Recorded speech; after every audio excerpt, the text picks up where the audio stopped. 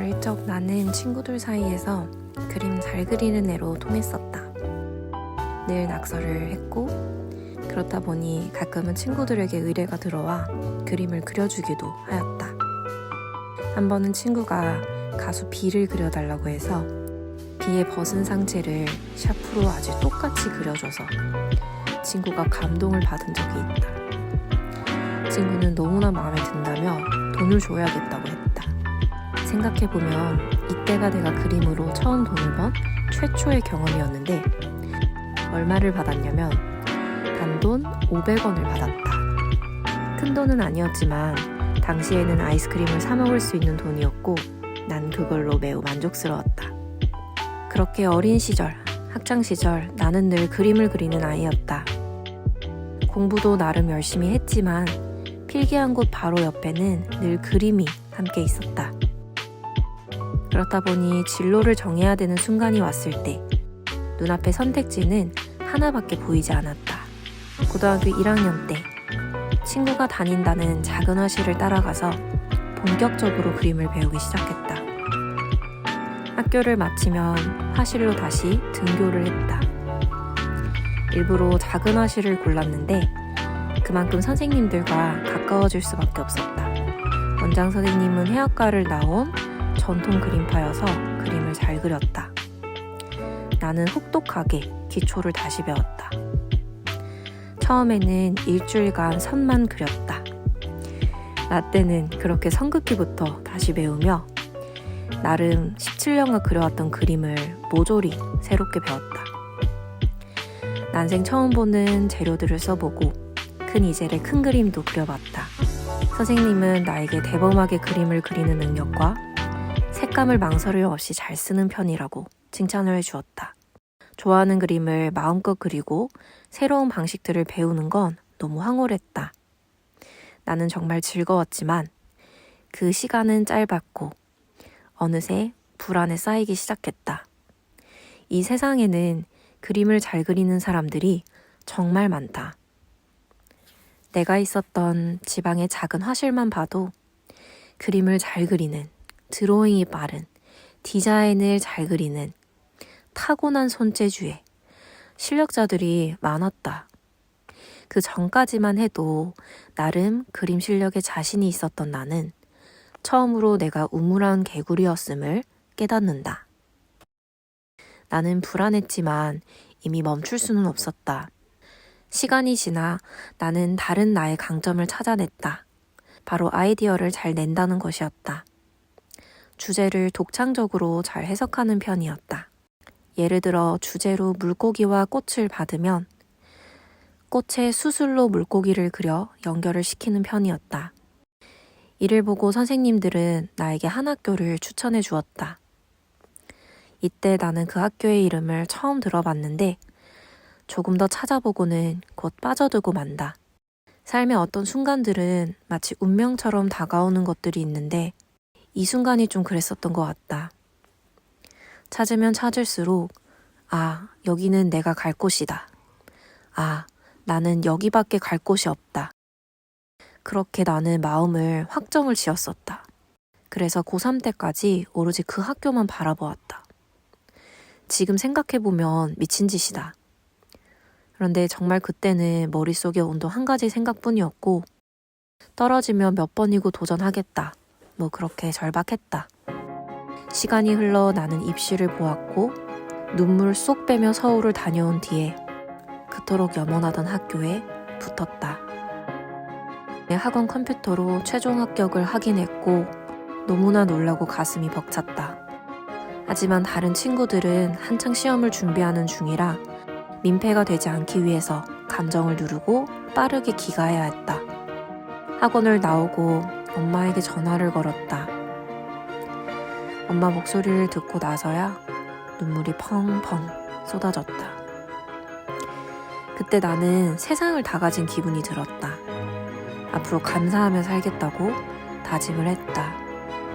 그리고 입학까지의 시간은 아마 내 인생에서 내가 정말 가장 무쓸모하게 보낸 행복한 시기였다. 그렇게 꿈에 그리던 학교, 높은 경쟁률로 어렵게 운 좋게 들어간 학교.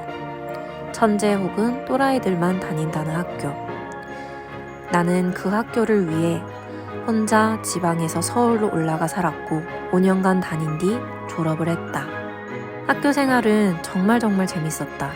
나는 정말 건전하게 내 한계까지 미친 듯이 놀았고 지방에서 올라와 학교 근처에 살았기 때문에 정말 학교에서 살았다. 그리고 수업도 열심히 들었는데 정말 수업이 신기했다. 아주 수준 높은 예술 교육을 처음으로 접해서 나는 거의 매 수업, 매 순간마다 놀라웠고 내가 개구리임을 배웠다. 바쁘게 살았다. 많은 지식과 기법과 마인드, 많은 작가님들과 훌륭한 교수님들, 선후배들을 만나고 다양한 일들을 하고 여러 경험을 했다. 그리고 그림은 점점 손을 놨다. 2학년쯤이 되자 사실 더 이상 그림을 그리는 게 어려워졌다.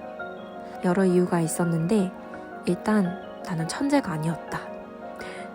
학교에는 정말 천재들이 있었는데 어나더 레벨인 사람들을 보면 놀랍고 존경스러웠지만 자신감도 많이 꺾였다. 여기서 굳이 내가 뭘 더 하는 게 의미가 있을까? 정말 이런 생각들이 들었다. 둘, 비평이라는 이름으로 비난을 많이 받았다. 날카로운 말들에 마인드가 약한 편이라 상처를 많이 받았었다. 셋, 나는 특정 주제에 대한 흥미가 없었다. 그래서 진득하게 한 작업을 진행하는 게 어려웠는데 당시에 나이도 항복을 했다. 나는 현역으로 20살 당시에 입학을 했는데 가장 많은 동기의 나이는 30살이 넘었었다. 내가 비교했을 때 나의 인생의 깊이는 적다고 느꼈었고 그래서 내 메시지가 약하다고 그런 생각을 했었다. 그래서 나는 늘 주제를 선정하는 게 어려웠는데 결국 4학년 졸업심사 때도 공간팀 팀장이라 해야 할 일이 너무너무 많은데도 마지막까지 졸업심사를 알차게 떨어져 제시를 보고 3차에서 겨우 통과가 되었다. 근데 웃긴 건 당시에 공간팀장이 3명이었는데 셋 다 마지막까지 떨어져서 진짜 너무 힘들었다. 아무튼 학교는 여기까지 오늘 내로 이야기가 안 끝날 것 같고 나는 그래서 오히려 미대를 다니면서 그림은 손을 놔버리게 되었다. 말보다 익숙했던 그림을 더 이상 멀리하고 있었다.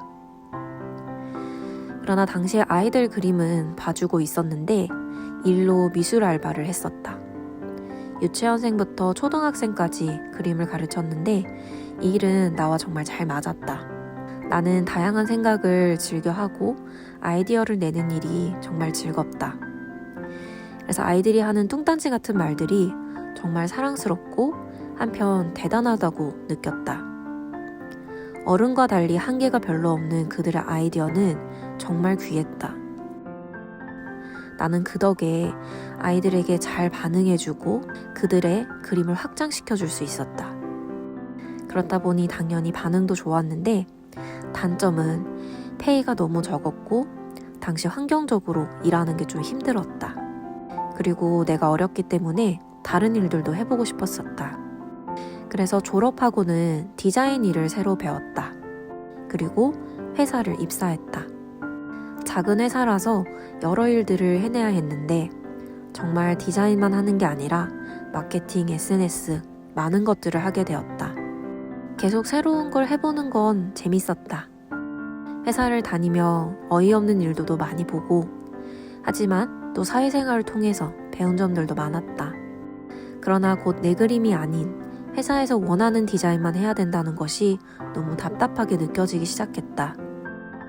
그리고 오히려 그 답답함이 시발점이 되어 슬금슬금 다시 내 그림을 그리고 싶다는 욕망이 차올랐다.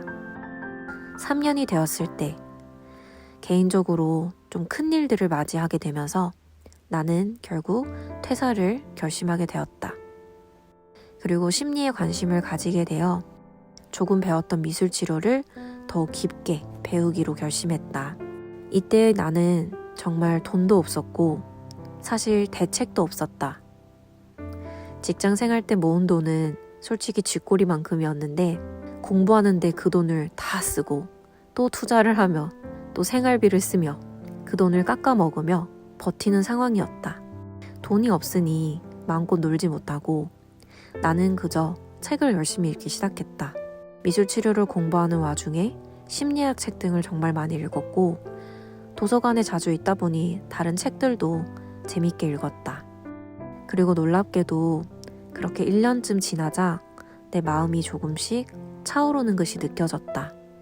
난 언젠가부터 다시 그림을 그리고 있었다. 그리고 이때 정말 큰 마음 먹고 아이패드를 하나 샀는데 개인적으로 큰 충격을 받게 된다. 나는 사실 한 6년 전에 1세대 아이패드를 써본 적이 있었다. 당시엔 고무펜으로 그림을 그려야 했는데 그 고무로 되어 있는 펜은 내가 그린 선과 실제로 아이패드에 입력되는 선의 위치가 맞지 않아 거의 감으로 익혀서 드로잉을 해야 했었다. 나는 그걸로 프랑스 교환학생 생존 일지를 그렸는데 지금 보면 매우 간단하고 금방 그릴 그림이지만 사실 그때는 왼종일 그 그림을 그려야 했다. 그런데 새로 산 아이패드는 차원이 달랐다. 정말 종이 위에 그리는 기분이 들었고 심지어 나중에는 종이 필름이라는 템도 알게 되었는데 이걸 붙인 뒤로는 정말 황홀했다. 그렇게 그림을 계속 그리기 시작했다. 그리고 디지털 드로잉에 대해 배우다 보니 아주 우연히 네이버 블로그 스티커를 직접 만들 수 있다는 걸 알게 되었다. 나는 네이버 블로그를 하고 있었는데 당시에는 기본형으로 주는 무료 스티커들을 사용하고 있었다.